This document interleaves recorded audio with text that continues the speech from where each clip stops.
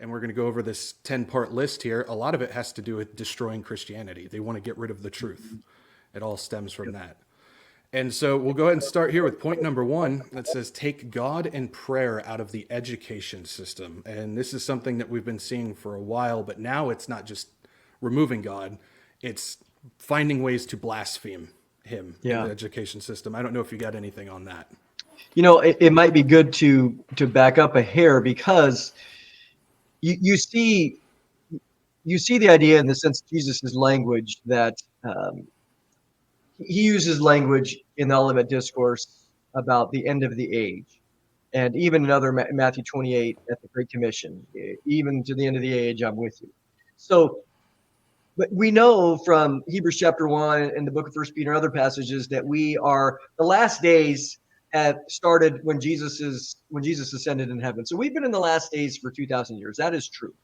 A lot of people criticize, prophecy people for that. And no, the scripture says that. The last days of the overall history of humanity started when Jesus left.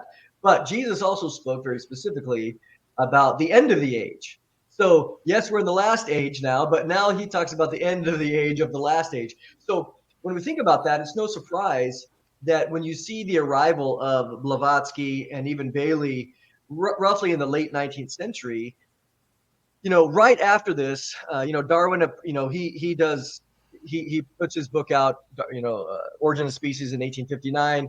He's on the backs of Charles Lyell, a geologist who was challenging and creating uniformitarian kind of thinking as it relates to millions of years. Back then, it was only millions of years, and then of course now it's even longer. But when you look at that timing of really from 1850 on, you see this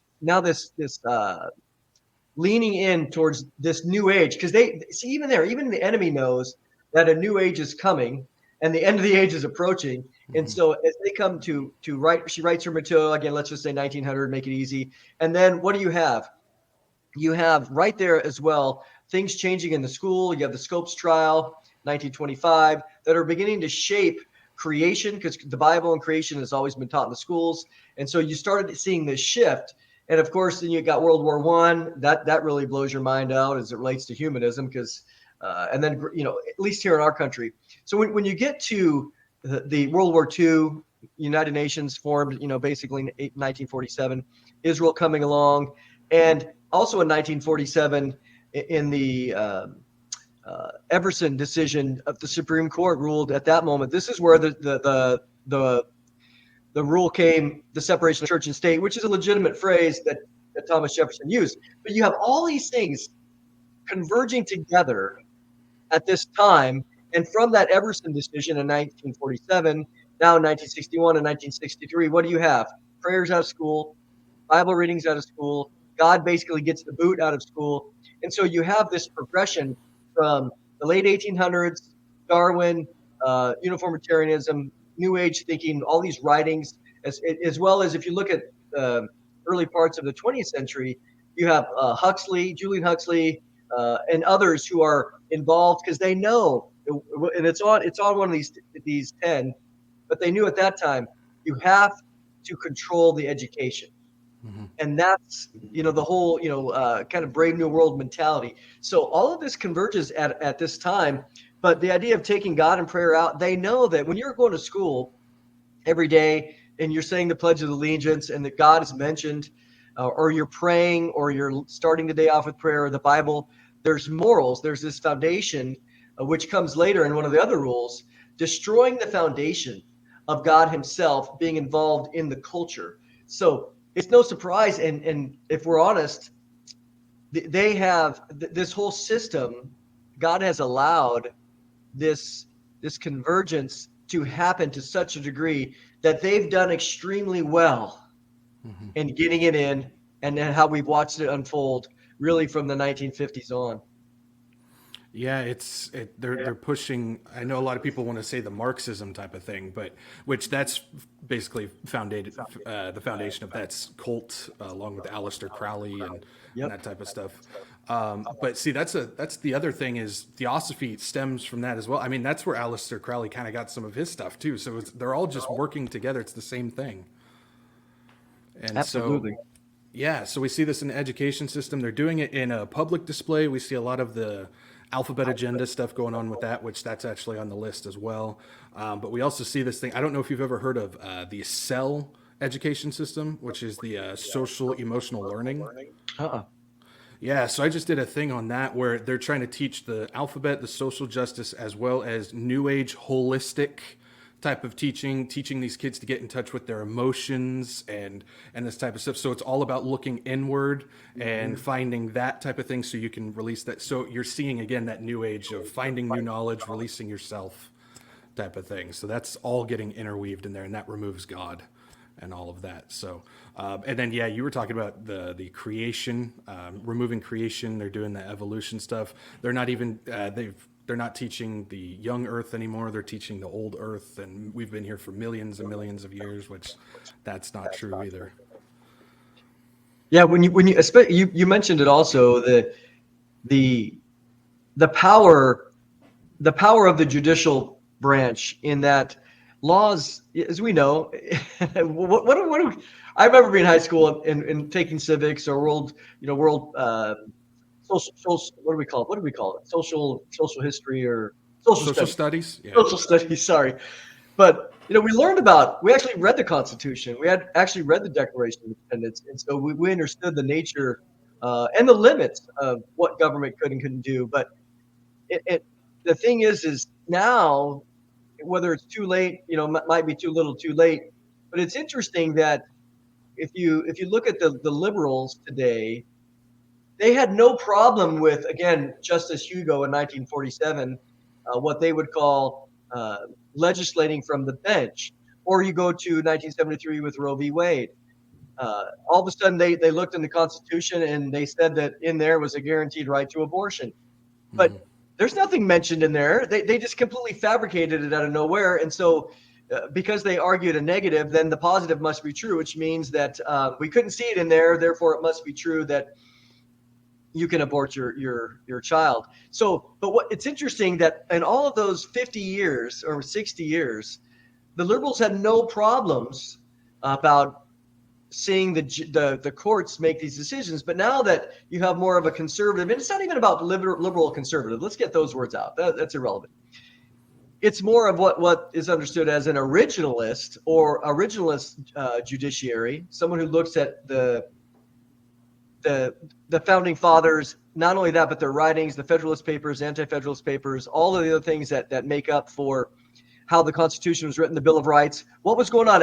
And in college, one of my research papers was on the separation of church and state. And I just said, I don't understand the problem here. If we go back and we just read the documents of how they were looking to shape the First Amendment, Congress shall make no law establishing a religion. It was very clear that it just said, hey, you could have a state religion in your state, but Congress can't make a national religion, a national denomination. So it had nothing to do with religion in general. But it's interesting that the current system, the current Supreme Court now is making determinations. And this does come back to what we're going on. It's not a rabbit trail, because You're good. You're good. They're making determinations now based on an original context, which that's how we interpret the Bible. We don't just read into it. What was the original context? And so the other group is those that believe the Constitution is living and it's malleable and you can shape it however for your times. And these current Supreme Court justices are going, no, you have a system. If you want to change what is constitutional, then just pass an amendment. That we have it. We didn't start out with 27, which is whatever that we have now. But those that want to change how we view things or things in school, they know that they do not have the majority or the votes to do it. So they just have the courts do it. But that's one of the encouraging things that's going on now, is seeing the ways in which this court, not perfect by any means, but they are saying, no, that's not what was originally meant. We're going to go back to 1781, 1787, and we're going to see these things.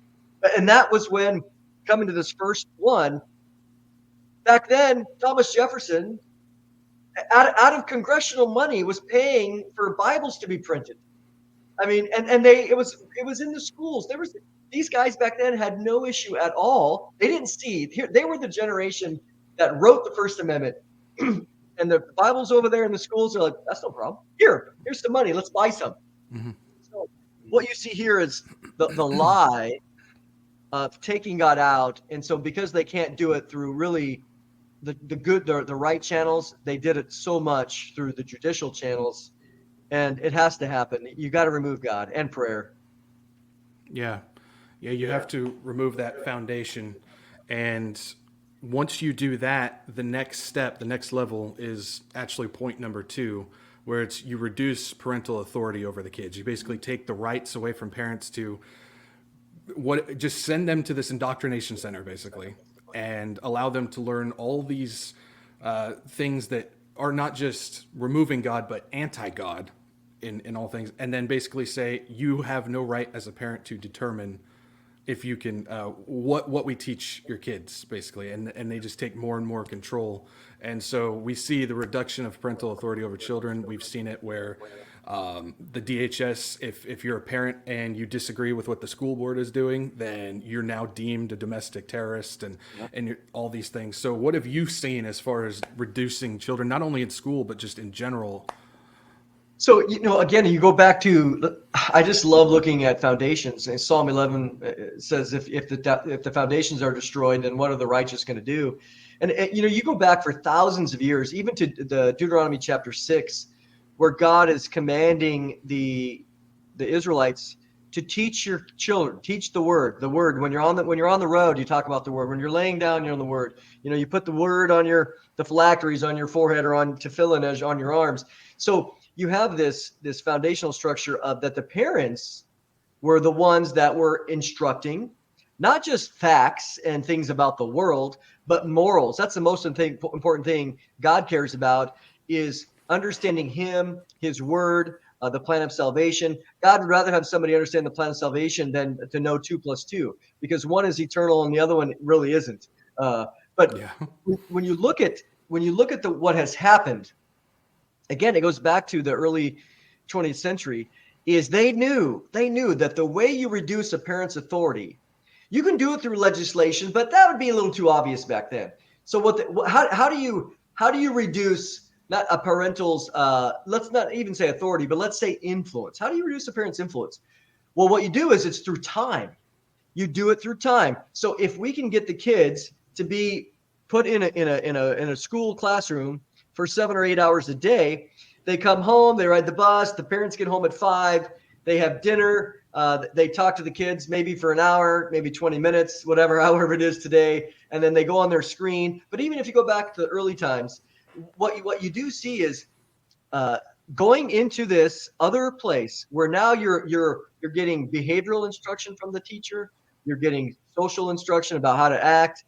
Again, in your peers, you're also getting knowledge or facts, which now can be tailored to evolutionary or atheistic or even secular viewpoints. I mean, stroke of genius. That you don't have to make it a lot or rip the kids out. You simply just spend more time with them than the parent does. And now, if you come in the modern world, let's do it. Let's magnify it by 10 or 100, because when you look at a child today, same thing. They're in school all day. They get home, and now it's this. Yep. And now the social media, which we know the world is not our friend. We're not to be conformed to the world. Now the media is instructing the kids at how to think, what's right, what's wrong, and that their parents are stupid. So you might have, out of 16 hours of daylight, the parent might get an hour maybe of intentional interaction. And to try to undo 15 hours of influence, it's lost. It's really, unless a parent changes that, it's lost. You are not going to be the sole authoritative person in your child, because they're going to go, what do you know? What do you know? And they're taught to dislike or to refuse a parent's authority. And so now it's becoming a little bit more overt in some of the laws that are going on with some of the gender confusion. Now, if a parent decides, no, you were a boy, you got the parts, it's biologically determined. Now that's considered hate speech, or it's considered child abuse, especially if you look at some of the other places in Europe, the UK, etc. Those laws are making their way over here, where now they again are removing authority, where a child can go get an abortion at school. But now let me say, my wife was a school nurse for 10 years. So they could go get an abortion without parental permission, but she couldn't give them a Tylenol without a parent. I mean, talk about the insanity of our culture, that it becomes illogical, it becomes ridiculous. And so we're seeing it more and more. And again, this is kind of a depressing list, because when you look at the list, you're like, wow, they've done a great job. They're succeeding. Yeah, I mean, we see it like all these as we go through them. We see it actively. This isn't something that, oh, that's history, or oh, that's something that's coming. But I mean, this is stuff that's actually happening. And you made a good point. You were talking about time, using time in order to do this. Well, another aspect of that is the slow roll of creating parents that don't want to be parents. That's another aspect too. And so you were talking about, the child gets on the phone. Well, the parents get on the phone too. I don't know how many restaurants I've walked into where the entire family is on their phones. And so you're creating not only kids who are getting fed all of this through the majority of their day, but you're also creating parents who want to find any opportunity to throw their kid out to something else because they don't want to deal with it as well. Yeah. And so it's a reduction of not only taking the rights away from parents, but also a reduction as in the making the parents not want to have rights for their own kid. They just want to hand them off to babysitters. That's why you see so many of these families loaded with all these extracurricular activities. I'm just going to take my kid to soccer practice and baseball practice, and then I'll see them 30 minutes before they go to bed, and then we'll just get up and I'll send them off to the babysitter again. So yeah, we're seeing different ways that they're reducing it, not only with the kids, but the parents as well. Again, genius. They've had a long time to do it. And it seems like every time you turn around, what has become covert is now becoming more overt as it relates to, especially some of the, let's just call it just leftist policies. The wokeism policies, all the things that need to be corrected. That if a parent isn't teaching their kids, or even if they're, especially like in the UK, if you teach Jesus is the only way, stuff like that, you can't even pray on the sidewalk. That's considered hate speech. It's amazing how now it's becoming overt through authoritarian, tyrannical legislation that gets somehow approved and signed off. And the parents are like, well, now what are we going to do? But as you said, sadly, again, my wife's a teacher as well. And she would say, I cannot believe, and this is not just her, but others over the past few years, how the kids have changed, the culture have changed. They don't respect authority. So here again, the reduce of parental authority over the child. Well, you know how we know it's evident? Because they have no respect for the teacher. They have no respect for the authority of the teacher or the respect of the police officer that comes. They're like, yeah, who are you? Well, that tells you they have no respect for the parent. Mm-hmm. It's obvious now that this particular agenda item has become really epidemic everywhere. Yeah, you get to the kids and there you go. And over time, like you said, it's a great thing, but it's an enemy when it comes to what we're seeing now, because it's just over time, because now we've got babies raising babies pretty much. You see these girls getting pregnant at 15, 16,